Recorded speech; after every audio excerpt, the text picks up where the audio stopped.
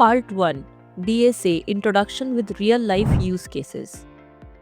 Hi everyone, welcome to this series on data structures and algorithms or DSA. Whether you are a student preparing for coding interviews or someone who wants to improve logical thinking, you are in the right place. So let's dive in. Why learn DSA? Imagine you are at a grocery store with a huge shopping list. How do you plan your shopping? Do you wander randomly or organize it by aisle? The way you approach this problem is similar to how computers solve problems efficiently using DSA. Some use cases of solving the problem efficiently are searching for a friend's phone number in a phone book, similar to binary search, finding the shortest path in Google Maps, that is linked to graph algorithms, and managing memory in your smartphone applications, that is linked to data structures. Now let's dive into the next part. What is data structure? Data structures are like containers that store data in an organized way. For example, a bookshelf is a data structure for books. A queue at a ticket counter is a data structure for people. Now let's understand what are arrays. Arrays are like boxes in a row where you can store items. For example, if you want to store the names of the top 5 players in a cricket match, you can use an array like this. Suppose you need to find out if Dhoni is on the team, you can check name one by one. This is called linear search, and it is the most basic way to search in an array. The code example is here. Players is equals to Virat, Rohit, Bumrah, Dhoni, Sachin. This is how we'll create an array. Then we need to find Dhoni. So we will take a variable called name to find is equals to Dhoni. So this is a string. So we are putting it in a inverted comma. Now we will look for Dhoni is present in this list or not. To do that, we will start a for loop. For player in players, if player is equals to name to find, print f string, this variable name to find, then the message we have is on the team, inverted comma close.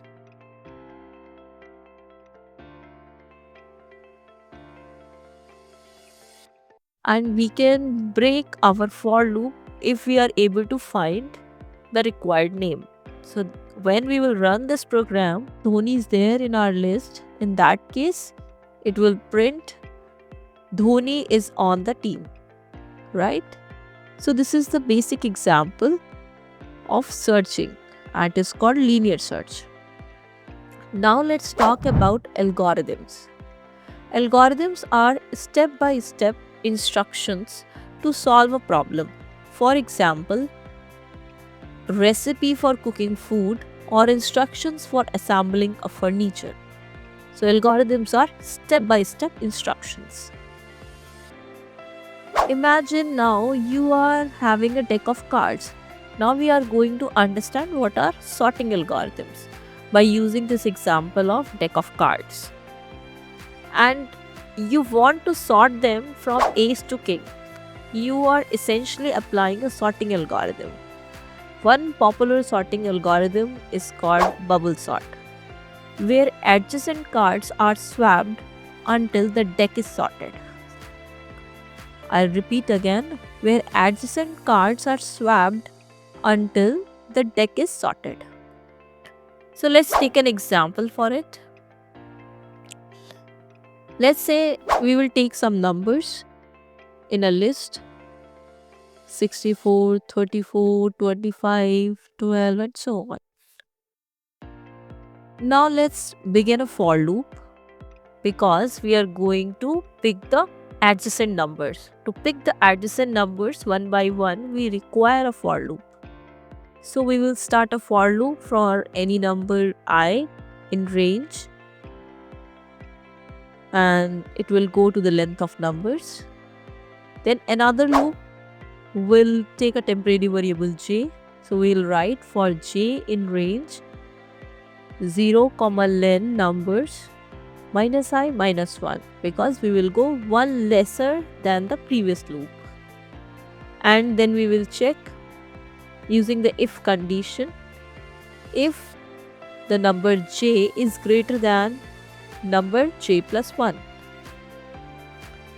Here we are checking the adjacent locations, the numbers which are present at adjacent location, which one is bigger.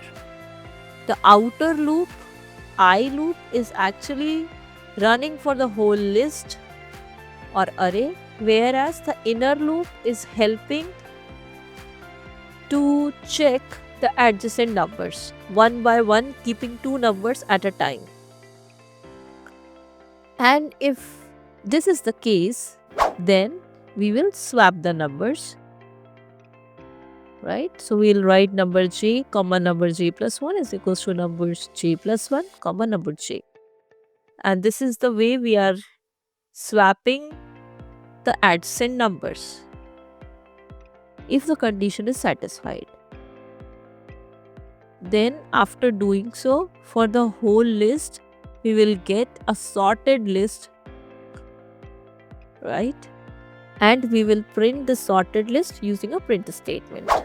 This is the example of sorting algorithm, which is specifically bubble sort. Now let's look at another example of Google Maps. So in this part, we are approaching to problem solving with graphs. So let's look at another example of Google Maps to find the shortest path from your home to the office. Google uses a graph. Cities or locations are represented as nodes and roads are represented as edges. Algorithms like Dijkstra's or BFS help find the best route.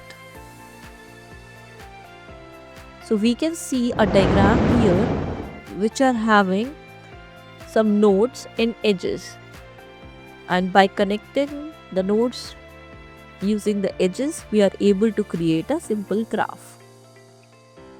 So we will study this in detail in the later sections. Here are some practice problems for you, because practice is the key to mastering DSA, design and analysis of algorithms. So here are two challenges for you. First is write a program to find the maximum number in an array. Challenge number 2, implement a queue to manage tickets at a cinema counter.